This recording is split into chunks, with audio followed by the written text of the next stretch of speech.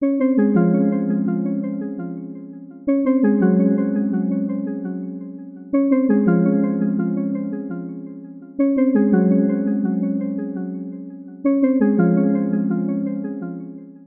moi je suis directeur du cabinet Jaillet-Rouby. C'est une boîte, on existe depuis 50 ans, on est spécialisé dans les études de charpente métallique, basé à Orléans, plutôt une vingtaine d'ingénieurs sur Orléans, une petite filiale au Liban d'une dizaine d'ingénieurs. On est vraiment spécialisé dans les gros ouvrages, la plupart du temps. Donc je vais vous présenter deux projets pour lesquels on a, disons, tangenté ou on a plongé plus ou moins dans le BIM. C'est le Philharmonie et puis l'Arena 92 qui est en cours. Voilà, donc le Philharmonie, vous voyez ce que c'est, tout le monde le connaît. Jean Nouvel, maîtrise d'œuvre. Entreprise Générale Bouygues. Alors nous, on est intervenu au niveau de l'entreprise Générale Bouygues. C'est-à-dire que ni l'architecte ni la maîtrise d'œuvre n'avaient initié une démarche BIM. La démarche BIM, plus ou moins aboutie, vous avez les trois niveaux, BIM 1, 2, 3, on se situe à un niveau, je dirais, 1+, 2-, voilà, comme vous voulez, selon qu'on est positif ou négatif. Mais elle a été initiée par les équipes Bouygues, puisqu'ils ont un service qui s'appelle BIMBI, BIM de Bouygues. Et eux, ils voient tout l'avantage qu'on a dit tout à l'heure dans l'exécution, dans le traitement des soucis qu'on peut gérer avant. Bon, alors le bâtiment, vous le connaissez. Vous voyez les complexités géométriques. Quand on voit un bâtiment comme ça, on se dit que ça va être difficile de gérer ça en 2D, ne serait-ce que géométriquement. Il y a énormément de recoins, de pentes, de formes, disons, qui ne sont pas évidentes au niveau des pots extérieurs, mais également au niveau des pots intérieurs. Donc quelques coupes, où vous voyez un peu les différentes parties de l'ouvrage. Ça abrite une grande salle de concert. Alors nous, on s'occupe plus précisément de la charpente métallique, mais là, vous voyez le béton et la charpente. Donc il y a des ouvrages métalliques qui sont les plafonds, les planchers mixtes. Enfin, il y a une mixité en plus, une grande mixité de matériaux. Voilà. Alors on a quand même eu, voilà, nous, notre base, ça a été ça, une maquette surfacique 3D de la peau extérieure, qui était ce qu'on a appelé, ce que le projet appelait l'invariant géométrique. C'était ce qu'on devait respecter, ce qu'on devait livrer, l'image qu'on doit livrer. Donc ça, c'était donné en maquette surfacique 3D. Charge au bureau d'études, au concepteur, de faire tenir ça avec des structures à l'intérieur. Et on avait, de la même façon, une maquette de peau intérieure. Donc les peaux intérieures, on en voit un extrait là, les peaux intérieures définissent les enveloppes qui sont également assez complexes, avec des pentes un peu dans tous les sens, des mamelons, des mouvements. C'est assez difficile à appréhender de manière habituelle. Donc voilà nos deux points d'entrée en fait.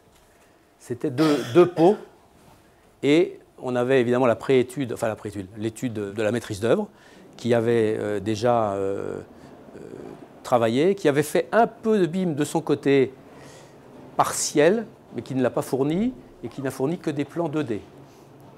Donc on s'est vite aperçu qu'avec les plans 2D, on avait des difficultés, même nous, à comprendre. Donc on a reconstruit le 3D à partir de ça. Donc je vais vous montrer les différents logiciels qui ont été utilisés par les différentes parties de l'analyse structurelle. La maquette béton a été réalisée par le bureau d'études interne à Bouygues avec une maquette volumique 3D faite à partir du logiciel Navisworks.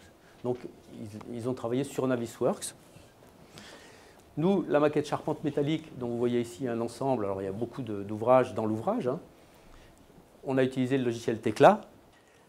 on a eu, alors là, il y a déjà un assemblage avec notre logiciel, mais c'est juste pour vous montrer la maquette peau extérieure du façadier, c'est-à-dire de l'invariant déjà géométrique architectural. Un façadier a fait cette maquette peau ici, qui est la traduction, sa traduction avec ses produits. Donc ça, c'était un logiciel, il a fait ça avec CATIA. De même, avec les peaux intérieures, en certains endroits, un autre intervenant a fait une maquette avec, en AutoCAD 3D des sous-plafonds, des faux plafonds. Voilà, là, vous la voyez aussi déjà un peu assemblée avec un visualisateur type BeamSight avec la charpente. De la même façon, un autre a fait une maquette des fluides, des gaines techniques, avec Rhino. Et tous ces gens-là, régulièrement, transmettaient leur maquette via IFC à la cellule BIMBI, qui concaténait tout ça, et qui sortait régulièrement, qui faisait régulièrement des revues de maquettes avec rapport de clash et comment on traitait ces clashs entre les différents intervenants. Donc voilà par exemple un rapport de clash tel que ça se passait dans cette affaire-là. Voilà, nom du conflit, poutre et toiture à ras inférieur, état nouveau, distance, date, point de conflit, voilà, montant toiture, poutre sur toiture. Enfin bon, ces conflits étaient identifiés par la cellule synthèse BIMBI, et donc il y avait des réunions, parce qu'en réunion il fallait voir qui allait bouger. Qui bougeait pour résoudre le conflit. Est-ce que c'était l'un, l'autre, l'interface, qu'est-ce qu'on faisait? Donc voilà. L'avantage de transformer ces maquettes en IFC, c'est de pouvoir les relire dans un logiciel, un visualisateur. Donc ici, on utilise BeamSight. BeamSight, d'ailleurs, a été utilisé très largement dans cette affaire-là par à peu près tous les intervenants. C'est un logiciel gratuit de Tekla qui est très pratique. Et chacun, de son côté, pouvait assembler les maquettes qui l'intéressaient et lui-même gérer un certain nombre de conflits avant de le présenter à la maquette générale. Donc, par exemple, chez nous, on gérait directement les maquettes béton, charpente, gaine. On essayait déjà de résoudre le maximum de choses chez nous avant d'arriver en cellule synthèse. Voilà, par exemple, un assemblage de maquettes charpente béton, toujours avec Tekla. Et puis, ça nous permettait, par exemple, de voir ici un problème dans lequel on voit que la poutre n'est pas, la semelle de la poutre est plus basse à un endroit que la retombée du béton. Donc, on a une différence. Et puis, le béton rentre dans les semelles de la poutre légèrement. Enfin bon, voilà. Ça permet de résoudre ce genre de choses.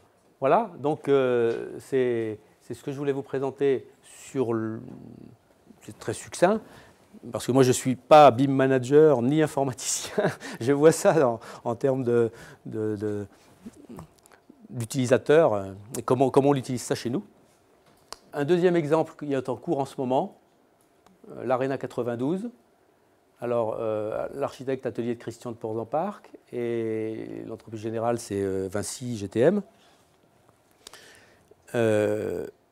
Là, à nouveau, l'architecte n'est pas parti en BIM.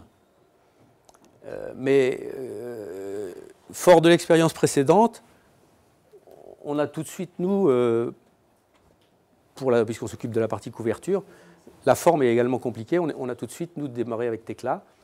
Et finalement, du côté Vinci, ils ont été amenés aussi à faire intervenir des gens qui ont modélisé de plus en plus de choses en BIM. Alors, on n'est pas complètement BIM, c'est clair. Donc le bâtiment, voilà, vous le connaissez peut-être un petit peu, et il commence de sortir de terre. Enfin, il est déjà pas mal sorti au niveau béton. C'est une forme un peu arrondie, avec des coques béton, des façades écailles, un bâtiment qui fait salle de spectacle et en même temps terrain de rugby. Et une partie bureau, une barre de bureau à l'extrémité. Le bâtiment est derrière, là. Un bâtiment de bureau. Alors, de la même façon, pour pouvoir nous entamer notre démarche de conception et de calcul de la toiture, on a demandé aux architectes de nous sortir une maquette de la peau. Donc ils nous ont sorti une maquette surfacique de la forme extérieure du toit dans laquelle on s'inscrit. La maquette du gros œuvre béton, je ne vous cacherai pas qu'elle a été faite a posteriori. Elle n'a pas servi à faire l'étude. L'étude a été faite en 2D et elle a été construite a posteriori parce que c'est bien pratique pour notamment les histoires de coques ici, attacher les coques, c'était très compliqué. En 2D, c'était ingérable. Donc elle a été faite, je dirais, à partir des plans. Par MBA, commandé par Vinci. Alors, les coques, c'est une maquette surfacique de ces fameuses coques qui forment une partie de la façade. Je ne sais pas qui est-ce qui l'a faite. Je pense que c'est les architectes ont peut-être travaillé un peu en 3D à ce niveau-là. Je pense que les archis ont fait ça. En tout cas, ils l'ont piloté. Parce qu'en 2D, c'était assez difficile à gérer. On a par exemple ici aussi une maquette, c'est anecdotique, mais c'est un chéneau périphérique qui est en béton, qui est assez circulable, etc., qui a été fait sur Revit. Alors, parce qu'il faut aussi le marier avec d'autres choses. Les lots techniques dans cette affaire sont assez complexes. Il y a beaucoup d'évacuations, beaucoup de traitements d'air, beaucoup de gros tuyaux à passer à l'intérieur de la charpente. Ça a été très long à mettre au point, ça a été très, très complexe. Il y a eu beaucoup d'allers-retours. Et finalement, au départ, c'était du plan, et ça, on a fini en maquette parce que c'était ingérable, quoi. Donc, c'est une maquette Digital Project qui a été faite. Et donc, vous voyez la maquette de notre charpente, avec les zones de plancher, quelques zones de plancher où on devine qu'il y aura les traitements d'air. Voilà un assemblage avec BeamSight entre la charpente et le gros œuvre. Et puis ici, un assemblage charpente, gros œuvre, coque et lot technique. Donc on a l'ensemble avec ici les coques, ici toutes les boîtes de traitement d'air avec les gaines. Et alors l'avantage de ces maquettes, c'est bien sûr de permettre de se promener dedans, de voir les choses quasiment telles qu'on les verrait si on était avec le même point de vue. Et avec le BeamSight, de faire des coupes.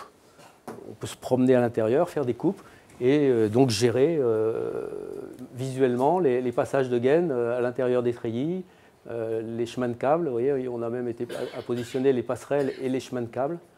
Un certain nombre de planchers, enfin bon, voilà.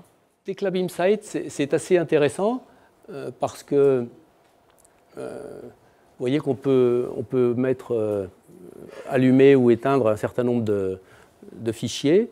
Là, on voit, par exemple, là, c'est les coques vues de l'intérieur et les montants métalliques qui ont une forme tous différente, avec leurs inserts, dans les inserts qui seront dans les coques, et puis les inserts qui seront dans la partie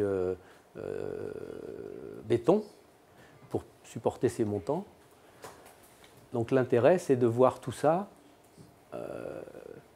en position, parce que on a des mouvements un peu dans tous les sens, des courbures dans tous les sens. Je ne sais pas comment on pourrait... Enfin, il faudrait vraiment faire une coupe à chaque endroit pour le faire comme à l'ancienne, si j'ose dire. Là, on a l'avantage on a beaucoup d'avantages à travailler comme ça. Les indications du format DWG, de la de la coque. Donc, il n'y a pas énormément d'informations, mais bon, pour notre usage, nous, ça nous suffit, on n'est pas en BIM complet. Là, on a par exemple les informations IFC. Alors là, on a des informations vraiment, vraiment complètes en IFC de notre charpente, avec tous les, vous voyez, les tiges qui vont être scellées dans le béton, les inserts, les dispositifs de réglage, tout ce qui va être dans les coques pour les fixer. Et comme on vous expliquait, ce sont des objets qui ont toutes leurs caractéristiques. Vous aviez vu tout à l'heure que le modèle Tekla présenté dans l'exemple précédent n'avait pas les assemblages. Avec Tekla, on peut aller jusqu'au bout, jusqu'à la définition complète des pièces. Il y a tout là, les boulons, tout. Et ces éléments-là vont aller directement commander les machines les machines à commande numérique de découpe, perçage des différents éléments. Voilà, c'est le même modèle. Donc on a unicité du modèle, c'est ça l'avantage entre finalement le modèle conceptuel détaillé complètement jusqu'au plan, la fiche de traçage que le gars aura dans l'atelier. C'est la même source. Il n'y a pas de ressaisie. C'est ça le gros intérêt. Ça évite pas mal de possibilités d'erreurs. Donc là, on a un assemblage de fichiers avec possibilité de coupe. Donc, bon, nous, on insiste beaucoup sur l'utilisation de BIMsite. C'est vraiment un outil très, très, très intéressant pour la conception. Ça permet de voir beaucoup de choses avant, de les détecter bien avant le chantier, quoi. C'est tout ce que je voulais vous présenter. C'est voilà, un vécu.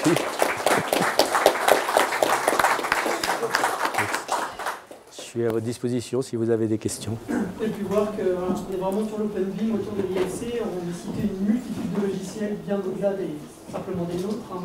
Et c'était vraiment le propos en fait, de la matinée, c'est de montrer qu'aujourd'hui, au travers de l'IFC, chacun peut choisir vraiment son outil en fait, et venir travailler dans un grand tout, dans une équipe. Mais, oui, on s'aperçoit qu'on arrive je ne dirais pas à faire converser complètement, mais à prendre au moins beaucoup d'informations et à les compiler et à les redonner. Enfin bon, c'est un travail quand même encore de spécialiste. Disons, il faut quand même un peu d'informaticiens, un peu de gens qui... Voilà. Il faut avoir les mains un peu dans le cambouis. C'est pas encore du presse-bouton, ça c'est clair. Oui, tout à fait. C'est pas automatique, c'est pas du tout ce qu'on dit. Et encore une fois, vous l'avez illustré, c'est aussi pas mal de méthodes d'organisation en fait, et seulement des outils qui viennent au service de tout ça par la suite, mais déjà à définir les interactions des uns et des autres. Ce qui est intéressant aussi sur ces exemples de projets, on est sur des projets particuliers, faits complexes au niveau de la forme, de la géométrie, et donc on voit bien qu'on n'est pas forcément resté sur des logiciels plutôt généralistes. On est allé chercher des logiciels comme Katia, Rhino, qui vont pouvoir étudier des formes complexes. Et justement, la particularité de BIM, c'est pour chaque particularité, il y a un outil adapté, et ce outil va pouvoir rentrer dans le processus de collaboration OpenBIM. Voilà, c'est aussi ça qu'on peut retrouver sur vos projets. Voilà. Je voulais savoir comment vous avez fait pour sauter le pas, parce que vous étiez déjà en train de faire de la 3D, et donc ça s'est fait naturellement. Vous me parliez d'un 1,5 ou 2 mois, dans le sens où on n'est pas encore dans le collaboratif total. Mais vous êtes fait accompagner, non? Comment ça se passe? Alors, je dirais que dans notre métier de charpentier, on est un peu à part, parce qu'on est déjà des gens qui sont à moitié dans l'industriel. Et Tekla, depuis longtemps, permettait de faire un modèle un modèle d'exécution, qui était peu utilisé au niveau conception, mais qui était très utilisé en exécution, et qui permettait de faire un modèle d'exécution qui allait jusqu'à la fabrication. Et depuis un certain temps, Tekla a fait le pas de revenir en amont vers les concepteurs. Du coup, l'outil, nous, il a été tout naturel. Donc pour nous, c'est tout naturel de travailler en 3D parce que l'outil préexistait. C'est tout à fait différent du béton où le béton se fait au chantier avec des techniques de chantier, on met des banches, on coule. Nous, on est sur des produits industriels qui se font à l'atelier, donc il y avait déjà toute une démarche industrielle avant. Donc la grande différence, c'est ça. Donc on n'a pas eu beaucoup de difficultés, nous, grâce à Tekla, à se mettre dans le moule. Voilà. Je pense que c'est spécifique à notre métier. D'un autre côté, quand on demande à l'agence Cost comment ils sont passés dans le BIM, ils disent que comme ils sont sur Archicad depuis quasiment 20 ans, en fait, eux, ils faisaient naturellement de la maquette numérique et finalement, c'est pareil, passer au BIM, c'est juste une petite étape en plus, en fait, et échanger ces données qu'ils avaient en interne.